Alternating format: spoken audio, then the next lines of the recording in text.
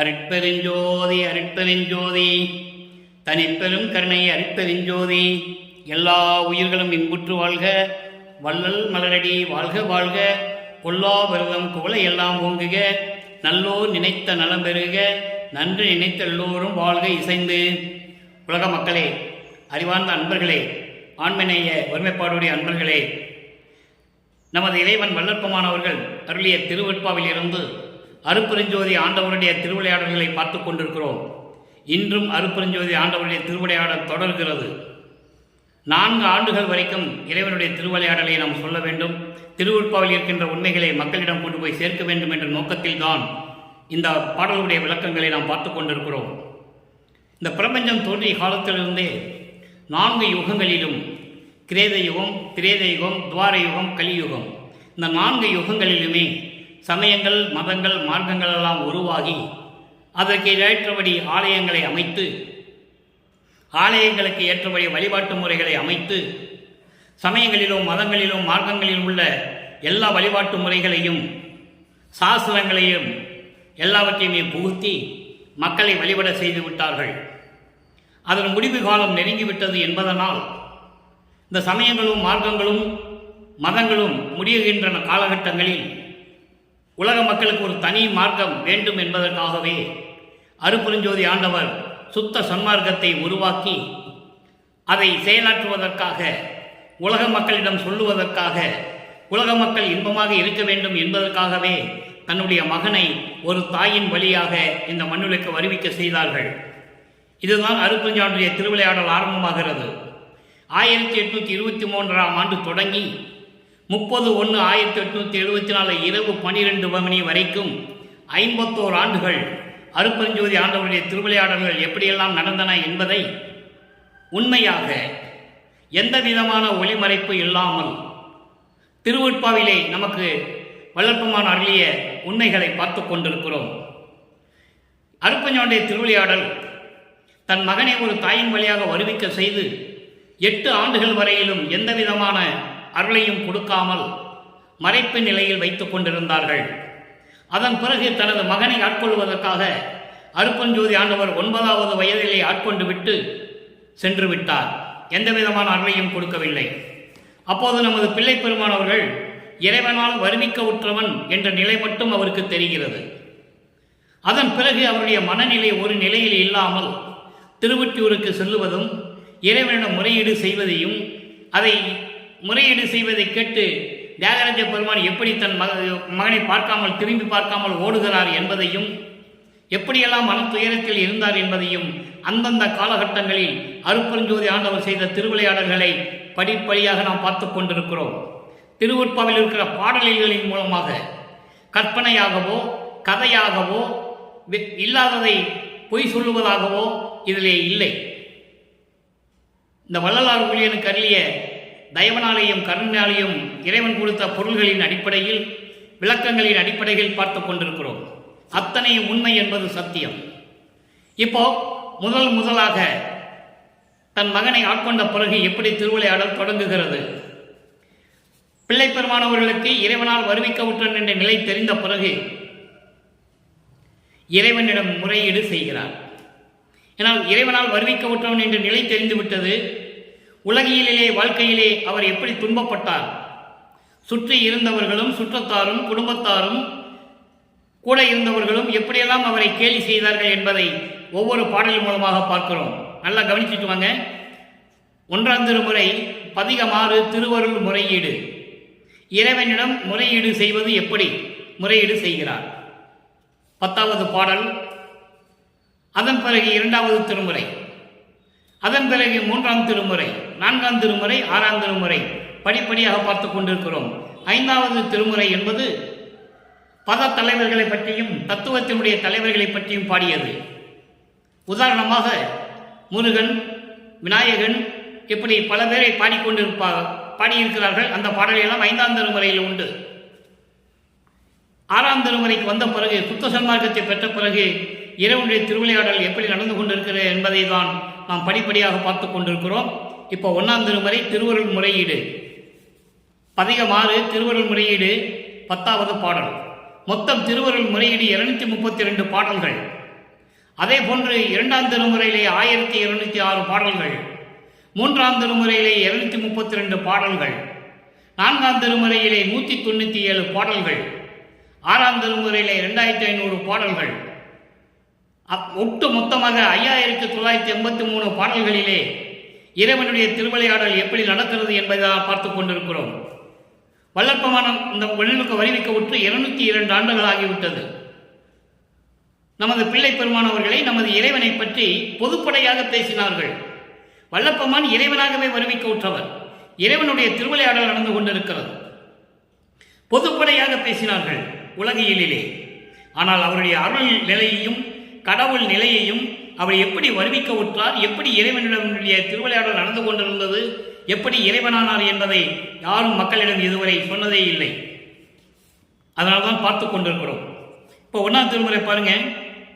பொய்யோ அடிமை உரைத்தல் எந்தாய், பொய்யோ அடிமை உரைத்தல் எந்தாய், என்னுள் போந்திருந்தாய், ஐயோ என் உள்ளத்து அறிந்தது அன்றோ, என் அவலமெல்லாம் கையோடே வல்லவர் ஓர் 10000 கற்ப ஆண்டுகள் நின்று மெய்யோட எழுதினாலும் தான் அடங்காத வியப்பு உடைத்தே. இது பாடல். இப்போ இந்த பாடல் இருக்கிற பொருள் பாருங்க. பாடல் கொஞ்சம் புரியாத மாதிரி இருக்கும், ஆனால் பொருள் மிகவும் எளிமையானது. என் தாயே, என் தாயே என்பது எந்தாய் என்பது என் தாயே. தாயே என்பது தாய் உள்ளம் கொண்ட இறைவனே என்று பொருள். தாய் உள்ளம் கொண்ட இறைவனே என்னை ஈன்ற தாயே என்று சொல்லுவார். நீயே என் தந்தை அருளுடையாய் என்னை ஈன்ற தாயே என்று சொல்லுவார். ஆன்ற சன்மார்க்கம் அணிவர என்னைத்தான் ஈன்று இனிய அமுதளித்த இனிய நற்றாயே என்று சொல்லுவார். இது அகவல்ல வரும். நான் ஏன் இந்த மண்ணுக்கு வருவிக்க விட்டேன் என்பதை தெளிவாக கூறியிருக்கிறார்கள். மக்களிடம் யாரும் சொல்லவில்லை. இப்போ என் தாயே, தாய் போன்ற தாய் உள்ளம் கொண்ட இறைவனே, உனது அடிமையாகிய நான் சொல்லுவது எல்லாம் பொய்யோ? நான் பொய்யா சொல்லுகிறேன்? அப்படி அல்ல. ஐயோ நின் உள்ளத்து அறிந்ததன்றோ, ஐயோ நின் உள்ளத்து அறிந்ததன்றோ, இது உன் உள்ளம் அறிந்தது தானே. நான் சொல்லுவதெல்லாம் பொய் என்று நீ நினைத்துக் கொண்டிருக்கிறாயா? நான் சொல்வதெல்லாம் உண்மை என்பது உன் உள்ளத்துக்கு தெரியும். நீயும் அறிந்தது தானே. உன்னால தானே வருவிக்க விட்டேன். எதற்காக வருவிட்டேன் என்ற நிலை எனக்கு தெரியவில்லையே. அன்பர்களே, அப்போ அவருக்கு சுத்த சன்மார்க்கம் தெரியாது. இதுக்கு தான் அந்த மண்ணுலகத்துக்கு வந்தோன்ற ஒரு விவரம் அவருக்கு தெரியாது, விஷயம் தெரியாது. அதை நல்லா புரிஞ்சுக்கணும். காலங்கள் உருண்டு ஓட ஓட, காலங்கள் செல்ல செல்லதான் எல்லாமே நமக்கு நடக்குது. இறைவனுடைய திருவிளையாடல் நடந்து கொண்டு இருக்கிறது. அப்போ இதெல்லாம் உனக்கு தெரியும் தானே. என்னுடைய துன்பங்களை எல்லாம் அறிஞர்கள் எல்லாம் 10,000 ஆண்டுகள் உண்மையோடு உண்மையாக எழுதினால் கூட சொல்ல முடியாது அவங்களால. அவ்வளவு துன்பத்தை நான் அனுபவித்துக் கொண்டிருக்கிறேன்.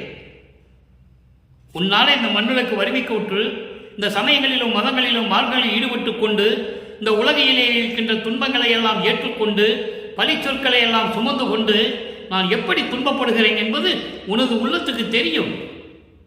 இதை அறிஞர்கள் 10,000 கற்ப ஆண்டுகள் நின்று உண்மையாக எழுதினாலும் கூட எழுத முடியாது. அவ்வளவு துன்பங்களை நான் அனுபவித்துக் கொண்டிருக்கிறேன், தீராத அதிசயமாக இருக்கிறது என்று சொல்லுவார்கள் கற்ற அறிஞர்கள் எல்லாம். என் துன்பம் நீங்க என்னை ஆண்டு அருளே என்று சொல்லுகிறார்.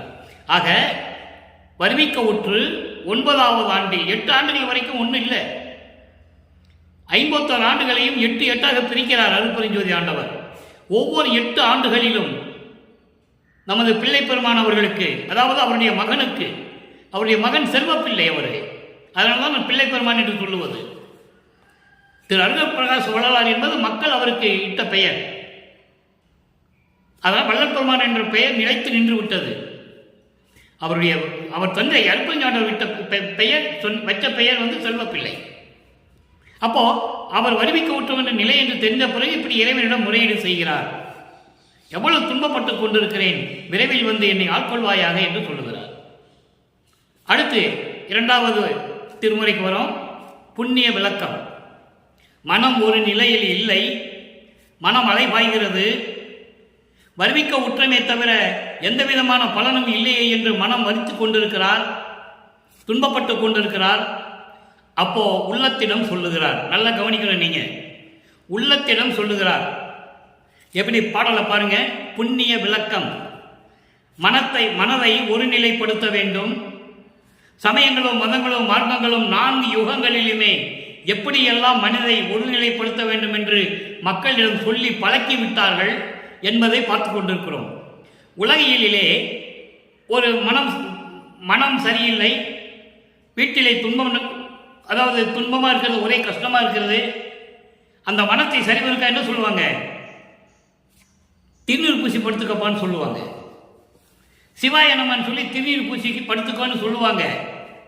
ஏன்னா காலகாலமாக தானே சொன்னாங்க, அதுதான் சொன்னாங்க. அதே மாதிரி தான் வல்லற்பமானவர்களும் சமயங்களும் மதங்களும் மார்க்கம் சார்ந்த நிலையில் அவரும் சொல்லுகிறார். வேற வழி இல்லை, அவருக்கு தெரியாது. சுத்த சன்மார்க்கம் அவருக்கு தெரியாது, அதனால் அவரும் சொல்றாரு. இது உண்மை, திருவருட்பாவில் இருக்கின்ற உண்மை, யாராலையும் மறுக்க முடியாது. அதே நேரத்தில் இது வேண்டாம் என்று சொன்னதும் உண்மை, அதையும் யாராலும் மறுக்க முடியாது. அதனால தான் நம்ம படிப்படியாக பார்த்துட்டு இருக்கோம். இது சமயங்களும் மதங்களும் மார்க்கங்களும் சார்ந்திருந்த குறியீடுகள். திருநீர் பூசுவது, நாமம் போடுவது, பொட்டு வைப்பது, சந்தனம் வைப்பது, இது அதனுடைய குறியீடுகள், அவ்வளவுதான். அந்த நிலையில் இருந்து கொண்டு உள்ளத்திடம் எப்படி சொல்லுகிறார்? ஏன்னா தன் மகனை அந்த நிலையில் வைத்துக் கொண்டிருக்கிறார் அருட்பெருஞ்சோண்டவர். திருவிளையாடல் செய்கிறார், இருக்க வைக்கணும். அப்ப அதுக்கப்புறம் இதை பொய்ன்னு சொல்ல வைக்கணும், மகன் வாயாலேயே சொல்ல வைக்கணும். அதை தான் ஞானசரியை உருவாச்சு. நீங்கள் நல்லா புரிஞ்சுக்கிட்டே வரணும், கவனிச்சுக்கிட்டே வரணும். இப்போ புண்ணிய விளக்கத்தில் எப்படி சொல்றாரு பாருங்க. மனசு உள்ளத்திடம் சொல்லுகிறார். அதாவது உள்ளத்தில் எழுந்த மகிழ்வை, நமக்கு உற்ற துணையை, உள் உறவை, கொள்ள கிடையா மாணிக்க கொழுந்தை, விடைமேல் கூட்டுவிக்கும் அல்லல் துயரால் நெஞ்சே நீ அஞ்சேல், என் மீது ஆணை கண்டாய், தெள்ளக் கடலான் புகழ்ந்து ஏத்தும் சிவாய நம என்று இடு நீரே. திருநீர் பூச சொல்றாரு உள்ளத்துக்கிட்ட. ஏன்னா உள்ள ஒரு இடத்துல இருக்க மாட்டேங்குது, மனசு ஒரு இடத்துல இல்லை. குரங்கு, மனக்குரங்கு என்று சொல்லுவார் வல்லற்பமானவர்கள். குரங்கு மாதிரி தாவி தாவி போய்கிட்டே இருக்கும், ஒரு இடத்துல இருக்காது. அப்போ அந்த நிலையை கட்டுப்படுத்த வேண்டும். அப்போ உள்ளத்திடம் சொல்லுகிறார், உள்ளமே நீ பயப்படாதே, மாயைகளாலையும் வினைகளாலையும் உலக விடயங்கள் ஆசைகளாலையும் தவித்துக் கொண்டிருக்கும் மனமே பயப்படாதே, நீ சிவாய நம என்று திருநீரு பூசிக்கோ. நல்லா கவனிக்கணும், திருநூறு பூசிக்கோன்னு உள்ளத்திடம் சொல்லுகிறார். அப்போ மனதை கட்டுப்படுத்த நினைக்கிறார். 4 யுகங்களிலுமே அப்படிதான் சொல்லிட்டு இருந்தான். உலகத்தில் இருக்க 850 கோடி இருக்கிறாங்க. 850 கோடி இருக்கிற மக்களும் திருநூறு பூசுறது இல்லை. இது நடைமுறையில் இருக்கின்ற உண்மை, எல்லாருக்குமே தெரியும். இது யாரும் சொல்லி தெரிய வேண்டிய அவசியம் இல்லை. எல்லாருமே பூசுறாங்களா திருநூறு? இல்லை இல்லை. அப்போ இந்த மதங்களும் சமயங்களும் மார்க்கங்களும் அவர்கள் கருத்துக்கேற்றபடி மக்களை ஈடுபடுத்தி விட்டார்கள்.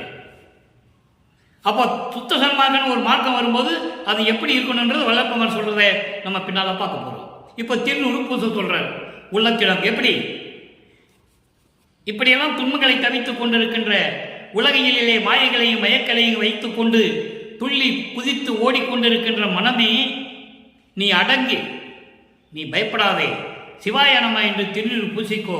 அப்படி நீ பூசிக்கிட்டா உன் உள்ளத்திலே பேரின்பமாக இருக்கும் இறைவனையும், நமக்கு கிடைத்த துணையை, தந்தை என்ற உறவை, அடைவதற்கு கிடைக்காத மாணிக்கம் போன்ற இறைவனை, காலை வாகனம் மீது வருகின்ற இறைவனை நீ காணலாம். உள்ளத்திடம் சொல்லுகிறார், நீ திருநூறு பூசிக்கிட்டா இது மாதிரி இருக்க இந்த இறைவனை நீ பார்த்து கொள்ளலாம். இது என் மீது சத்தியம், இதை நீ அறிந்து கொள்வாயாக, இதை நீ அறிந்து கொள்வாயாக. அதோடு மட்டுமல்ல, பார்க்கடலில் வீற்றிருக்கின்ற திருமால் கூட சிவாய நமா என்று சொல்லி போற்றி வணங்குகிறான் என்று சொல்லுகிறார்.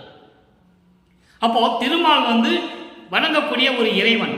அப்போ திருமால் யாரு? பதில் சொல்லணும் இல்ல, வல்லப்பெருமான் சொல்லுகிறார். திருமால் யாரு, பிரம்மன் யாரு? இவர்கள்லாம் இறைவனை வணங்குகிறார்கள் என்று சொல்லுகிறார். சுத்த சன்மார்க்கத்தை பெற்ற பிறகு இவர்களெல்லாம் என்னை வணங்குகிறார்கள் என்று சொல்லுவார். அந்த வேறுபாடை புரியணுங்கிறதுக்காக தான் நீங்க கவனமா கவனிச்சுக்கிட்டே வரணும்னு சொல்றேன். அப்போ அவர் இறைவனாகிறார். வல்லற்பமானவர்கள். இப்போ இறைவனை பார்க்கடலில் இருக்கின்ற திருமால் இறைவனை வணங்குகின்றார், சிவாய நம என்று சொல்லி வணங்குகின்றார் என்று சொல்லுகிறார். இதை ஒரு இடத்துல சொல்லுவார், தெய்வமால் அரிச்சிக்கும் மால் தேட நின்ற பதம். திருவிழி புகழ்ச்சியிலே சொல்லுவார், திருமால் அரிச்சிக்கும் மால் அரிச்சிக்கும் பதம் மால் தேட நின்ற பதம். திருமால் தேடிக்கொண்டிருக்கிறான் இறைவனை என்று சொல்லுவார்.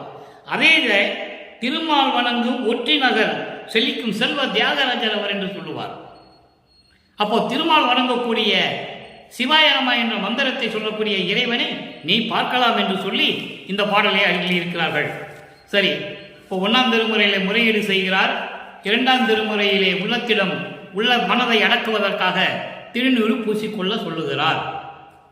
3ஆம் திருமுறைக்கு வருகிறோம். 3ஆம் திருமுறை வரும்போதுதான் வல்லப்பெருமான் அவர்கள் 3வது எட்டிலே இருந்து கொண்டிருக்கிறார்கள். வல்லப்பெருமானுக்கு வயது இல்லை, அவர் ஒவ்வொரு யுகத்திலேயும் இருந்தவர். 24, 3வது எட்டு என்பது 24. வல்லப்பெருமான் அவர்கள் இந்த மண்ணுலைக்கு ஒரு தாயின் வழியாக வருவிக்க உற்று 24 ஆண்டுகள் வரையிலும் எப்படியெல்லாம் இறைவனிடம் முறையீடு செய்தார், திருவொற்றியூருக்கு செல்லுகிறார். நல்ல கவனிங்க. 3ஆம் திருமுறை உருவாகும் போது பிள்ளை பெருமான் அவர்கள் திருவொற்றியூருக்கே சென்று தியாகராஜ பெருமானை பார்ப்பதற்காக அங்கே நின்று கொண்டிருக்கிறார். அப்போ பதிகம் 1 திருவிழா பேரு நாரையும் கிளியும் நாட்டூரும் தூது, அந்த 2 திருமுறையில 10வது பாடல் எப்படி சொல்றாரு, தன்னுடைய மன துயரத்தை, உள்ளத்தில் இருக்கின்ற கவலையை எப்படி இறைவனிடம் சொல்லுகிறார், கிளியையும் நாரைகளையும் எப்படி தூது அனுப்புகிறார், மக்களுக்கு சொல்லியாக வேண்டும். நான் ஏற்கனவே இந்த பாடல்கள் விளக்கங்களாம் யூடியூப்ல போட்டாச்சு. இருந்தாலும் இறைவனுடைய திருவிளையாடல் சொல்லும்போது, கோர்வையாக சொல்லும்போது இந்த பாட்டுடைய விளக்கங்களை சொல்லியாக வேண்டும். இப்போ நல்லா கவனிங்க. திருமால் காண முடியாத திருவொற்றியூரில் இருக்கும் தியாகராஜ பெருமான் பவனி வருகிறார். அந்த பவனியை பார்ப்பதற்காக நான் திருவொற்றியூர் சென்றேன்.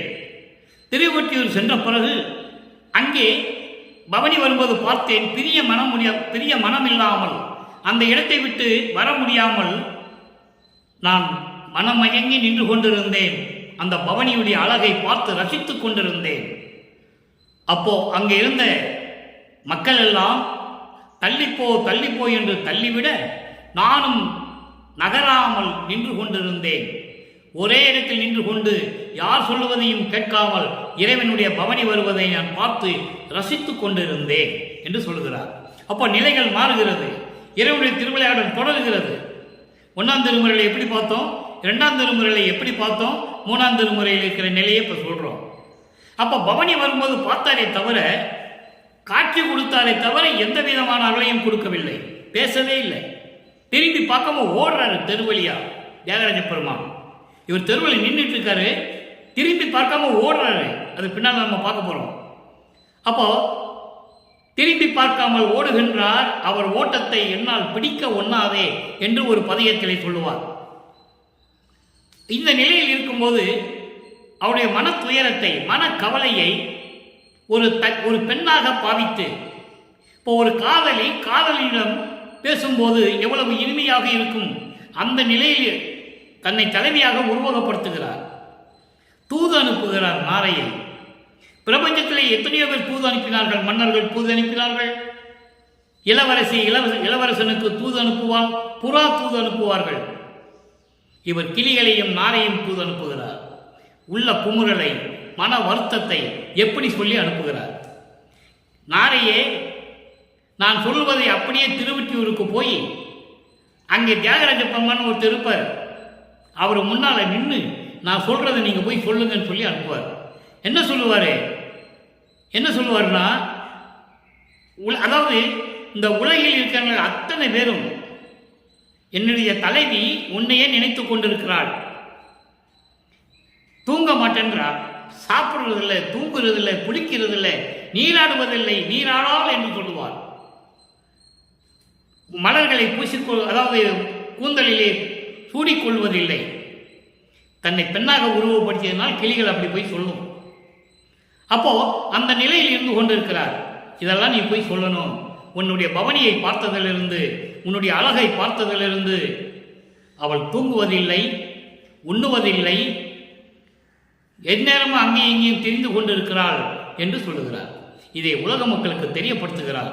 உலக மக்களே, நான் வருவிக்கூற்ற ஆண்டிலிருந்து 24 ஆண்டுகள் வரையிலும் நான் பட்ட துன்பங்கள் துயரங்களால் சொல்லி மாளாது, சொல்ல முடியாது. அறிஞர்களும் கவிஞர்களும் புலவர்களும் எழுதினா கூட, எத்தனை கற்ப ஆண்டுகள் எழுதினால் கூட அந்த உண்மையை எழுத முடியாது. அப்படிப்பட்ட துயரங்களை நான் அனுபவித்துக் கொண்டிருந்தேன். ஏனென்றால் இறைவன் மீது நான் காதல் கொண்டுள்ளேன். இறைவனை நான் காதல் கொண்டேன், அதனால் இந்த நிலையில் இருந்து கொண்டிருக்கிறேன் என்று சொல்லி 3ஆம் திருமுறையில் சொல்லுகிறார். நிறைய இருக்கு, நம்ம தினமும் பார்க்க போறோம். ஒரே நாளில் எல்லாத்தையும் சொல்லிட முடியாது. இப்போ 4ஆம் திருமுறைக்கு வரும். 4ஆம் திருமுறையில் பாருங்க, பிரசாத மாலை 10வது பாடல்.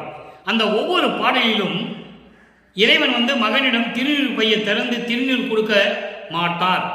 இவர் கேட்பார், எனக்கு திருநீர் கொடு, எல்லாருக்கும் கொடுக்குறேன், எனக்கு கொடுன்னு கேட்பார். உனக்கு கொடுக்க வேண்டிய அவசியம் இல்லை மகனே, இனிமேல் இது உனக்கு தேவையில்லை. திருநூறு பூச வேண்டும் என்று சொன்ன மகன் வாயாலேயே இனிமேல் திருநூறு வேண்டாம் என்று சொல்ல வேண்டும். என சுத்த சன்மார்க்கத்தை கொடுக்க வேண்டும். சுத்த சன்மார்க்கம் வரும்போது இந்த குறியீடுகள் இருக்கக்கூடாது. அதனால் படிப்படியாக திருவிளையாடல் செய்கிறார். அதை நம்ம பார்க்க போகிறோம். இதுவரைக்கும் பிரணவ தேகம், சுத்த தேகம், ஞான தேகம், தத்துவங்களை கடத்தல், 5 போதங்களுடைய விளக்கம், எப்படியெல்லாம் அருளை கொடுத்தார் என்பதை பார்த்தோம். இன்று இறுதியாக மரணமில்லா பெருவாழ்வை பெறுவதற்காக ஒரு அருள் கொடையை கொடுக்கிறார்.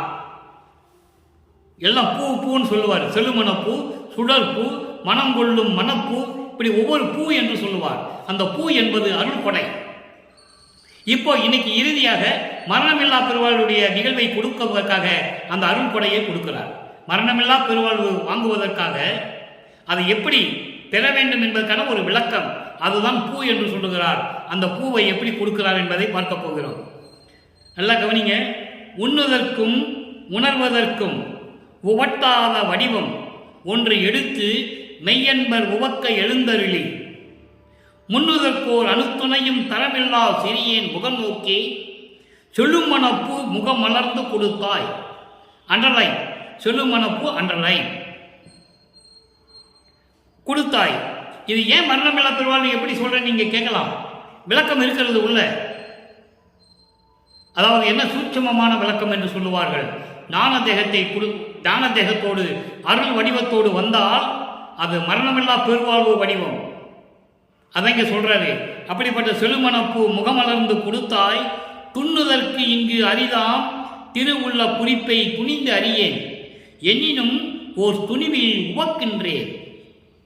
பொன்னுதற்கு திலகமென்னும் சிவகாமி வள்ளி பூவை ஒரு புறம் கழிப்ப பொது நடம் செய் பொருளே. இது பாடல். இப்ப இந்த பெருவாழ்வு செழுமணப்பூ என்பது பெருவாழ்வை, மரணமில்லா பெருவாழ்வை அடையக்கூடிய ஒரு அருள் கொடை. திருநூறு பையை திறக்கிறாரு, திருநூறு கொடுக்கல, அந்த பையிலிருந்து பூ கொடுக்கிறார். என்ன பூனா செழுமணப்பூ. செழுமணப்பூ என்னன்னா மரணமில்லா பெருவாழ்வை அடையக்கூடிய ஒரு அருள் கொடை. இதை நீ வச்சுக்கொண்டு கொடுக்கிற. எப்படி மரணமில்லா பெருவாழ்வை பெற்றார் என்பது பின்னால் நம்ம பார்க்க போறோம். இப்பதான் முதல்ல இறைவன் மகன் முன்னாலே நின்று திருவிளையாடல் செய்து இதெல்லாம் செய்து கொண்டிருக்கிறார். இப்ப இந்த பாடலுடைய விளக்கம் பாருங்க. நினைப்பதற்கும் உணர்ந்து கொள்வதற்கும் திகட்டாத சலிக்காத அருள் வடிவம். அருள் வடிவம் என்பது மரணமில்லா பெருவாழ்வில் இருக்கக்கூடிய ஒரு அருள் வடிவம். அப்படி ஒன்று எடுத்து, அருள் வடிவம் எடுத்து சுத்த சன்மார்க்கத்தை மகிழும்படி எழுந்தருளி, சுத்த சன்மார்க்கத்தர் மெய்யன்பர் எழுந்தருளி, அதாவது உண்ணுவதற்கு உறவதற்கும் தெரிந்து கொள்ள வேண்டும் என முயற்சி கூட செய்ய தெரியாத இந்த சிறியன் முன் எழுந்தருளி, நினைப்பதற்கும் உணர்ந்து கொள்வதற்கும் அரிதான நிலையில் இருக்கக்கூடிய உன்னுடைய அருள் வடிவத்தை என் முன் காட்டி எழுந்தருளி, உன்னை நினைத்து பார்க்க முடியாத அந்த நிலையை அடைய முடியாத நிலையில் இருக்கின்ற அந்த சிறியவன் முன் எழுந்தருளி செழுமணப்பூ ஒன்று கொடுத்தாய். மகனே, இது மரணமில்லா பெருவாழ்வை அடையக்கூடிய ஒரு அருள் கொடை என்று சொல்லி எனக்கு கொடுத்தாய். படிப்படியாக வருகிறது. இந்த நிலை நிகழும் போது வல்லப்பமானவர்கள் 4வது எட்டில் இருந்து கொண்டிருக்கிறார். அங்கேதான் 4வது திருமுறை உருவாகிறது. 3ஆம் திருமுறை உருவாகிற வரைக்கும் தான் திருவெற்றியூர். அதன் பிறகு அவர் திருவொற்றியூர் செல்வதே இல்லை. நல்லா கவனிச்சுக்கணும் நீங்க. 4வது கேட்கும்போது 4×32 25வது ஆண்டிலிருந்து 32 ஆண்டுகளுக்குள் இறைவனுடைய திருவிளையாடல் அந்த 8 ஆண்டுகளில் என்ன நடந்தது? ஏமசித்தியை பெற்றது. தனக்கோடி அம்மையாருக்கு தாலி கட்டி தனிக்கோடி அம்மையாருக்கு மோட்ச வீட்டை காட்டியது. அதன் பிறகு அங்கே அம்பலத்துக்கு சென்றது. பறந்து செல்வதோ நினைத்த நேரத்தில் நினைத்த இடத்தில் இருப்பதோ என்ற நிலைதான் ஏமசித்தி. பொன் செய்யக்கூடிய ஒரு சித்தி என்றும் சொல்லுவார்கள். ஒரு எதை தொட்டாலும் பொண்ணாயிடும். திடீர்னு தங்கம் அப்படி தங்கம் வரணும்னா வரும் கையில். இந்த மாதிரி நிலையில் இருக்கும்போது தான் வல்லப்பமானவர்கள் ஏமசித்தியை பெற்றுக் கொள்ளுகிறார்கள். இறைவனுடைய திருவிளையாடல் தொடர்கிறது. அடுத்து பாருங்க, இப்படியெல்லாம் ஒரு பூ என்று உனக்கு கொடுத்தாய், இந்த மண்ணுலகிலே உன்னால் வருவிக்க உற்று உன்னை அடைவதற்கான உறுதியான வழியை தெரிந்து கொள்ளாவிட்டாலும் கூட, முறையாக தெரியாவிட்டாலும் கூட எனது மனதில் உறுதியுடன் மகிழ்ச்சியுடன் இருந்தேன். என்னைக்காவது ஒரு நாள் உன்னை அடைந்தே தீருவேன் என்ற உறுதியுடன் நான் இருந்தேன் என்று சொல்லுகிறார். உறுதியோடு இருந்தேன். எனினும் உன் அருள் உள்ளத்தில் என்னை பற்றி என்ன நினைத்துக் கொண்டிருக்கிறாய் என்று எனக்கு தெரியவில்லை. உனது உள்ள குறிப்பறியேன் என்று சொல்லுவார். தெரியவில்லை. பொன் போன்று ஒளி வீசும் அழகான வடிவமுடைய என் தாய் இருக்கிறாளே சிவகாமி வள்ளியை ஒரு புறம் கொண்டு அம்பலத்திலே அருள் நடனம் செய்து கொண்டிருக்கின்ற இறைவனே, உன் திருவருளால் போற்றி வணங்குகிறேன். உன்னுடைய திருவடிகளை நான் போற்றி வணங்குகிறேன். ஆக அன்பர்களே, 4ஆம் திருமுறையிலே இந்த பிரசாத மாலையிலே வரும்போது கடைசி பாடலில் மரணமில்லா பெருவாழ்வை அடையக்கூடிய ஒரு நிலையை நீ எப்படி அடைய வேண்டும் என்ற ஒரு அருள் கொடையை மகனிடம் கொடுக்கிறார். இதான் அதனுடைய சுருக்கம். ஏமசித்தியை பெறுகிறார். இப்போ 4 திருமுறையில் இருக்கின்ற திருவிளையாடலை பார்த்துட்டோம். வருவிக்க உற்று 9 ஆண்டுகளுக்கு பிறகு அவர் இறைவனிடம் எப்படி முறையீடு செய்தார். அதன் பிறகு மனம் ஒரு நிலையில் இல்லாத நிலையில் இந்த சமயங்களும் மதங்களும் மார்க்கங்களும் சூழ்ந்திருந்த காலகட்டங்களில் எப்படி திருப்பூச சொன்னார். உள்ளத்திடம் சொல்லுகிறார். சிவாய நமன் சொல்லு அப்படின்னு சொல்றாரு. பின்னால வேண்டான்னு சொல்லுவாரு. அதையும் பார்க்க போறோம்.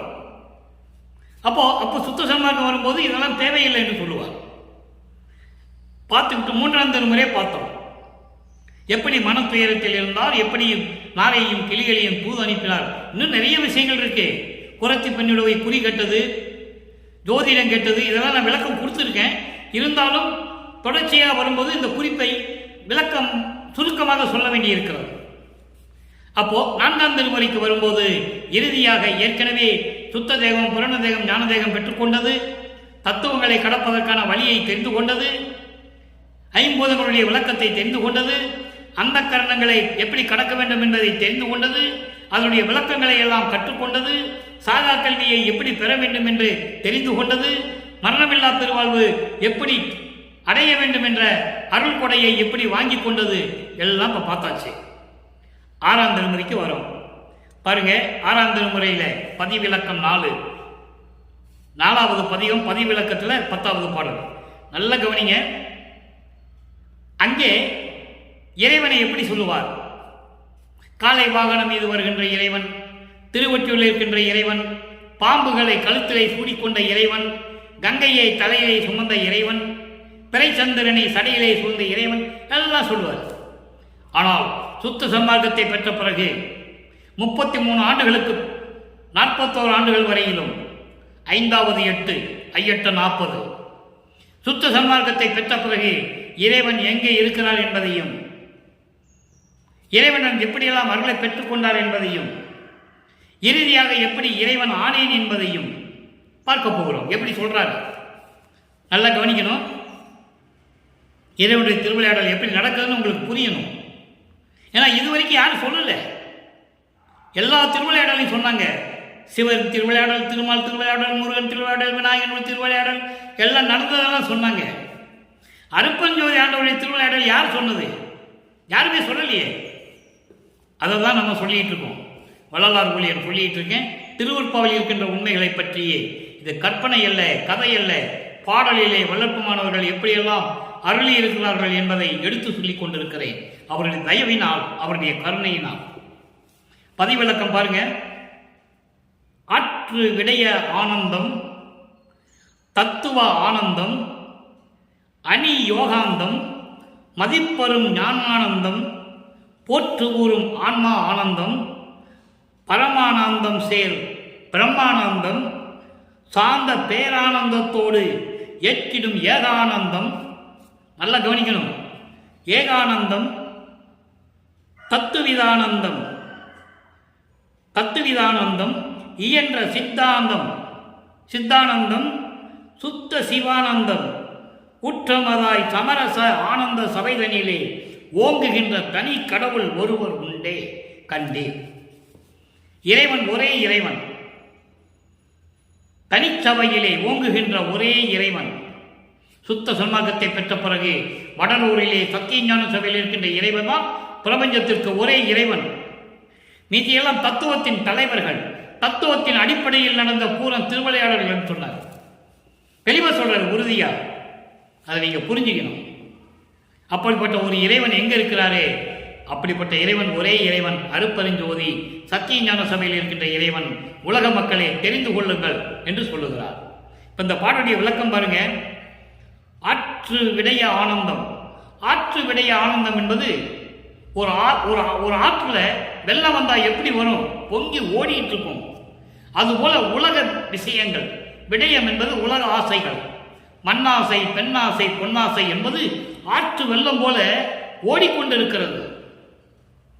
விடய ஆனந்தங்களும் தத்துவ ஆனந்தம். தத்துவங்களை நிக்கிரம் செய்வதில் உண்டாகும் இன்பம். தத்துவங்களை கடந்து இருக்கின்ற இறைவன், உலக விடயங்களை கடந்து இருக்கின்ற இறைவன். உலக விடயங்கள் என்பது மண்ணாசை, பெண்ணாசை, பொன்னாசை, மாயைகள், மயக்கங்கள் எல்லாமே உண்டு. அதில் இவற்றையெல்லாம் கடந்த இறைவன், தத்துவங்களை கடந்த இறைவன். யோகாந்தம். யோகாந்தம் என்பது யோகத்தினுடைய முடிவான நிலை. அது ஞானத்தினுடைய நுழைவாயில் என்று சொல்லுவார் வல்லப்பமானவர்கள். ஏன்னா சரியே கிரிய யோகம். யோகத்தை முடிச்சிட்டோம்னா அடுத்த ஒரு நிலை இருக்கிறது, ஞான நிலை, ஞான சரியை. அதான் மரணமில்லா பெருவாழ்வு. அதை தான் இங்க ஒரு பூ கொடுக்கிறாரு மகனுக்கு. நாலாவது திருமுறையில பிரசாத மாலையில கொடுக்கிறாரு. அந்த பூ தான் இங்க சொல்றாரு. யோக நிலையுடைய முடிவான நிலை. முடிவான நிலைக்கு அப்புறம் ஞானனுடைய நுழைவாயில். அடுத்த நிலை அது ஞான சித்தியை பெறக்கூடிய இடம், ஞான சரியை, மரணமில்லா பெருவாழ்வை அடையக்கூடிய ஒரு இடம். அதான் சொல்றாரே. அப்படிப்பட்ட ஞானானந்தம் 14வது நிலை மதிப்பெறும் ஞானானந்தம் என்று சொல்லுவார். ஒப்பற்ற நிலையில் இருக்கின்ற மதிப்பெறும், மதிப்பே இல்லாத, விலையிட முடியாத, மதிப்பதற்கு அரிய நிலையில் இருக்கின்ற அந்த 14வது நிலை, அதுதான் கடவுள் நிலை அறிந்த அம்மையமாதல். ஏம சித்தி, சாகா கல்வி, தத்துவங்களை நிகரம் செய்தல். நிகரம் என்றால் தத்துவங்களை கடப்பது. கடவுள் நிலை அறிந்த அம்மையமாதல், அதான் 16வது நிலை. ஏம சித்தி 4வது திருமுறையிலே பெற்றுக்கொண்டார்கள். அதன் பிறகு சாகா கல்வி. சாகா கல்வியும் இதெல்லாம் பெற்றுக்கொண்டால்தான் தத்துவங்களை கடக்க முடியும். 36 தத்துவங்கள், 60 தத்துவிகள், மொத்த 96. ஆன்ம தத்துவம் 24, வித்யா தத்துவம் 7, சிவ தத்துவம் 5, 60 தத்துவிகள். இதனுடைய உட்கருவிகள் எல்லாவற்றையும் கடக்க வேண்டும். அப்படி எல்லாமே கடந்தவரும் போற்று வரும் ஆன்மா ஆனந்தம். அதாவது மேல் நிலையில் இந்த ஆன்மா தத்துவத்தை கடப்பது, ஆன்மா நிலையை கடந்து இருப்பது. அப்படிப்பட்ட இறைவன் பேரின்பம் பொருந்திய பிரமானந்தம், அமைதியாக தோன்றக்கூடிய அமைதி நிலையில் இருக்கின்ற பேரானந்த நிலையில் இருக்கின்ற இறைவன். ஏகாந்தம் என்று சொல்லப்படுகின்ற அத்துவிதானந்தம். அத்துவிதம் என்பது ஒரே நிலையில் இருக்கின்ற இறைவன், வேறுபட்டு அல்ல. சக்தியும் சிவனும் சேர்ந்து இருப்பது. சக்தி வேறு, சிவன் வேறு என்று இருப்பதல்ல. அது அத்வைதம். அத்வைதம் என்பது ஒன்றுபட்ட நிலை. துவைதம் என்பது மாறுபட்ட நிலை. இந்த துவைதம் மாறுபட்ட நிலைதான் சமயங்களும் மதங்களும் மார்க்கங்களும். உதாரணத்துக்கு இப்போ சைவ சமயத்தை சேர்ந்தவர்கள் மாறுபட்ட கருத்துக்களுடைய தலைவர்களை பற்றி எப்படி சிந்தித்துக் கொண்டிருப்பார்கள். இப்போ நடராஜன், சிதம்பரத்தில் இருக்கின்ற நடராஜன் கோயில் இருக்கிற வழிபாடு மதுரையிலே சொக்கநாதன் கோயிலில் நடக்காது. திருவொற்றியூரில் இருக்கிற தியாகராஜ பெருமானுடைய வழிபாடு மற்ற எல்லா இடத்துலையும் நடக்காது. அது பேர்தான் துவைதம் என்று சொல்லுவார். முரண்பாடுகள் கொண்டது, வேறுபாடுகள் கொண்டது, ஒரே இறைவனை இப்படி பெயர்களை அளித்துக் கொண்டிருப்பது, இப்படியெல்லாம் இல்லாமல் அத்விதத்தனம் ஆனந்தத்தில் இருப்பது, ஒரே நிலையில் இருக்கின்ற இறைவன், ஒரே கடவுளாக இருக்கின்ற இறைவன், அவர்தான் அத்வைதம் என்று சொல்லுகிறார்கள். இயன்ற சச்சிதானந்தம், சச்சிதானந்தம் சுத்த சிவானந்தம், இயற்கை உண்மையோடு விளங்கிக் கொண்டிருப்பவன், இயற்கை உண்மை விளக்கத்தோடு இருந்து கொண்டிருக்கின்ற இறைவன் ஊற்றமதாம் சமரச ஆனந்த சபையிலே, அருள் வலிமை உடைய சத்திய ஞான சபையிலே, சமரச ஆனந்த சபை எது? வடலூரில் இருக்கின்ற சத்திய ஞான சபை. அப்படி சத்திய ஞான சபையிலே விளங்கிக் கொண்டிருக்கின்ற தனி கடவுள் ஒருவர் உண்டு. அவர்தான் அருட்பெருஞ்சோதி ஆண்டவர் உலக மக்களே என்று உலக மக்களுக்கு தெரிவிக்கிறார். இப்போ திருவருள் விளைதல், 1ஆம் திருமுறையில் எப்படி முறையீடு செஞ்சாரு, 2ஆம் திருமுறையில் புண்ணிய விளக்கத்தில் எப்படி சிவாய நமன் சொல்ல சொன்னாரு, 3ஆம் திருமுறையில் எப்படியெல்லாம் தன்னுடைய மனநிலையை, மன உருக்கத்தை வெளியிடுகிறார், 4ஆம் திருமுறையில் எப்படி ஏமசித்தியை இவைகளெல்லாம் பெற்றுக்கொண்டார், சுத்த சன்மார்க்கத்தை பெற்ற பிறகு இறைவனுடைய நிலையை எப்படி கூறுகிறார். ஒவ்வொரு காலகட்டத்திலும் இறைவனுடைய திருவிளையாடல் நடந்து கொண்டிருக்கிறது. இப்போ திருவருள் முறையீடு, சுத்த சன்மார்க்கத்தை பெற்ற பிறகு திருவருள் முறையீடு, திருவருள் விளைதல் பேரு வேண்டுதல். எனக்கு வேணும்னு சொல்லி கேட்கிறது. எப்படி கேட்கிறாரு? பழம் பிழி மதுர பாட்டில எனினும், பாட்டு அல்ல எனினும், பழம் பிழி மதுர பாட்டல்ல எனினும், பத்தரும் பித்தரும் பிதற்றும் கிளம் பெரும் பாட்டும் கேட்பது உன் உள்ள கிளர்ச்சி என்று அறிந்த நாள் முதலாய். இந்த 4 வரைக்கும் முதல்ல விளக்கம், அப்புறம் பின்னால் 4 வரி. அதாவது பழம் பிழி மதுர பாட்டல்ல எனினும், அதாவது நான் உன்னை பாடுவது, உன்னிடம் வேண்டுவது, உன்னிடம் முறையீடு செய்வது பழங்கள் பிழிந்து இனிப்பாக இருக்கின்ற பாட்டு அல்ல என்றாலும் கூட, அல்ல என்றாலும் கூட, பத்தரும் என்றால் அடியார்கள், பித்தரும் என்றால் அன்பு கொண்டவர்கள், இறைவன் மீது அன்பு கொண்டவர்கள், அதாவது பைத்தியம் பிடித்தவர் என்று சொல்லுவார். இறைவன் மீது காதல் கொண்டுள்ளனால் பைத்தியம் பிடித்து விட்டது என்று சொல்லுவார். அதான் பித்தர் என்று சொல்லுகிறார். இறைவனை பித்தன் என்றுதான் சொல்லுவார். அடியார் மீது காதல் கொண்டுள்ள இறைவன் அவன் ஒரு பித்தன் என்று சொல்லுவார். அப்படி பத்தரும் பித்தரும் பிதற்றும் என்றால் வணங்குகின்ற, வணங்கும், பாடுகின்ற கிளம் பெரும் பாட்டு கேட்பது, அருளோடு கூடிய, உள்ள கிளர்ச்சியோடு, உள்ள மகிழ்வோடு கூடிய பாட்டுதான் உனக்கு உள்ளத்திலே மகிழ்வை கொடுக்கும் என்று நான் அறிந்து கொண்ட நாள் முதல். இப்போ இது சுத்த சன்மார்க்க விளக்கம் என்னன்னா, மனம் உருகி பாடும் திறமை எனக்கு இல்லை என்றாலும் கூட, பித்தர்களும் அடியார்களும் உன் மீது அன்பு கொண்டவர்களும் பாடும் அந்த பாட்டு இருக்கிறதை, அருளோடு கூடிய பாடல்கள், மன நெகிழ்வோடு உருக்கத்தோடு கூடிய பாடல்கள் தான் உன் உள்ளத்திற்கு பிடிக்கும் என்று நான் தெரிந்து கொண்ட நாள் முதல். எவ்வளவு அருமையா சொல்றார் பாருங்க. அதை தெரிந்து கொண்ட நாள் முதல் வள்ளங்கனின் புகழே பாடுகின்றேன். அதில் தெரிஞ்ச பிறகு உனது புகழை பற்றியே பாட வேண்டும் என்று நான் விரும்புகின்றேன், உருகின்றேன், பாடுகின்றேன் என்று சொல்லுகிறார். அடியார்களும் அன்பர்களும் அன்போடு அருளோடு கூடிய பாட்டு உன் உள்ளத்துக்கு பிடிக்கும் என்று நான் தெரிந்து கொண்ட நாளிலிருந்து நானும் உன் புகழை பற்றியே பாட வேண்டும் என்று விரும்புகின்றேன். அப்படியே நான் பாடிக்கொண்டிருக்கிறேன், உன்னை வணங்கிக் கொண்டிருக்கின்றேன், உன் புகழை போற்றிக் கொண்டிருக்கிறேன் என்று சொல்லுகிறார். அடுத்து பாருங்க, மற்றொரு பற்றும் இங்கு அறியேன். வேறு எந்த பற்றும் எதிரையும் எனக்கு ஆசை இல்லை. இந்த மண்ணுலகிலே உன்னால் வருவி கூட்ட பிறகு நான் எவ்வளவு துன்பங்கள் பட்ட பிறகு என்னை ஆட்கொண்டு சுத்த சன்மார்க்கத்தை கொடுத்து விட்டாய். உன் அருளையும் நான் பெற்றுக்கொண்டேன். உனது உள்ளம் எப்படி இருக்கும் என்று நான் தெரிந்து கொண்டேன். மன உருக்கத்தோடு உள்ள நிகழ்ச்சியோடு பாடினால் உன் உள்ளத்திற்கு பிடிக்கும் என்று நான் தெரிந்து கொண்டேன். நான் அதன்படியே நடந்து கொண்டிருக்கிறேன். வேற எந்த பற்றும் எனக்கு தேவையில்லை. எனக்கு இல்லை.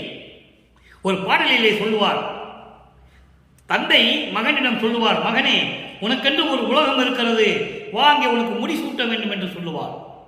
அந்த உலகங்கள் எனக்கு தேவையில்லை என்று சொல்லுவார். விரிப்பிலேன் மாலையன் பதவி வேண்டி கொல் என விளிம்பினும் கொல்லேன் என்று சொல்லுவார். அப்படிப்பட்ட வாழ்க்கை எனக்கு தேவையில்லை. அவர்கள் பதத்தலைவர்கள் ஆண்டு விட்டார்கள். அந்த வாழ்க்கை எனக்கு தேவையில்லை.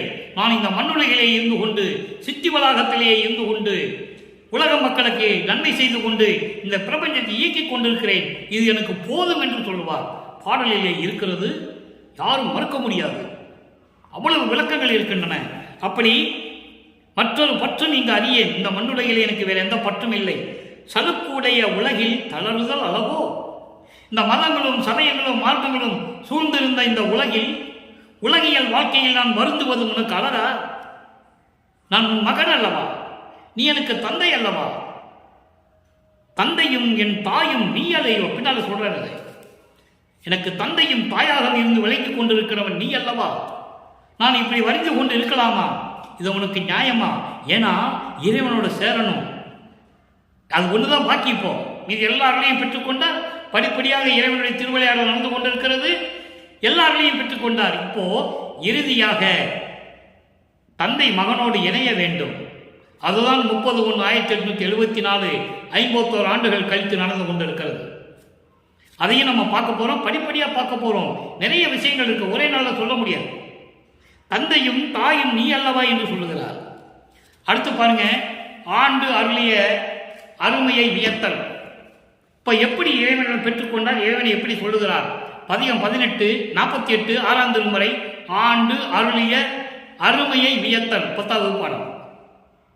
என் உள்ளம் பிரியா பேரொளி என்கோ, என் உயிர் தந்தையே என்கோ, என் உயிர் தாயே இன்பமே என்கோ. என்கோ என்று சொல்வது உன்னை எப்படி நான் அழைப்பது என்று சொல்லுகிறார். என் உயிர் தலைவனே என்கோ. உயிர் தலைவனே ஏன் சொல்றாரே? சுத்த சன்மார்க்கத்தின் தலைவன், இறைவனால் உருவாக்கப்பட்ட மார்க்கம் சமரச சுத்த சன்மார்க்கம். அருப்பெருஞ்சோதி ஆண்டவரால் உருவாக்கப்பட்ட மார்க்கம் சமரச சுத்த சன்மார்க்கம். உருவாக்கி மகனிடம் செயலாற்ற சொல்லுகிறார்.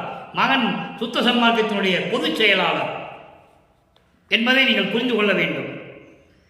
என் உயிர் வளர்க்கும் தனி அமுதே என்கோ, என்னுடைய நண்பனே என்கோ. என் ஒரு வாழ்வில், நல்ல கவனிக்கணும், என் ஒரு வாழ்வில் தனி முதல் என்கோ, என்னை ஆண்டு அருளிய நினையே என்று சொல்லுகிறார். எப்படி சொல்றார் பாருங்க, என் உள்ளத்திலிருந்து பிரியாத அருப்பெருஞ்சோதி என்று உன்னை நான் சொல்லுவதா? அதோடு மட்டுமல்ல, என் உயிர் தந்தை என்று அழைப்பதா உன்னை? என் உயிர் தாய், இன்பமான தாய் என்று அழைப்பதா? என் உயிரான சுத்த சன்மார்க்கத்தின் தலைவனை என்று உன்னை நான் சொல்லுவதா, அழைப்பதா? என் உயிர் வளர்க்கும் தனி அமுதை என்று சொல்லுவதா? என்னுடைய நண்பனை என்று சொல்லுவதா? இறைவனை நண்பனை என்று சொல்லுகிறார். நண்பனை என்று சொல்லுவதா?